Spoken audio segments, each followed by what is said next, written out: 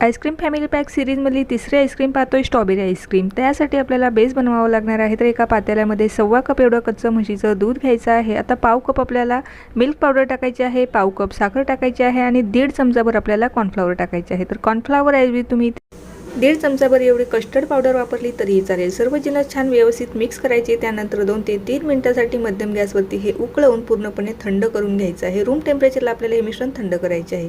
मिश्रण थंड होत आहे तोपर्यंत आपण व्हिपिंग क्रीम बीट करून घेऊया। तर एका काचेच्या बाउलमध्ये मी बरोबर ज्या कपाने मोजून दूध घेतलेलं होतं तेवढंच म्हणजे 1.25 कप आपल्याला व्हिपिंग क्रीम घ्यायची आहे। व्हिपिंग क्रीम छान बीट करून घ्यायची आहे। त्यानंतर त्यामध्ये 1/2 कप कंडेन्स मिल्क, 1/2 कप आपल्याला स्ट्रॉबेरीचा क्रश, थंड झालेलं आईस्क्रीमचं मिश्रण आणि 1/2 चमचा आपल्याला स्ट्रॉबेरी इसेन्स टाकून थोडासा रंग टाकून व्यवस्थित एकजीव करून घ्यायचा आणि हे फ्रीजरमध्ये 10 ते 12 तासासाठी आपल्याला सेट होण्यासाठी ठेवायचं आहे।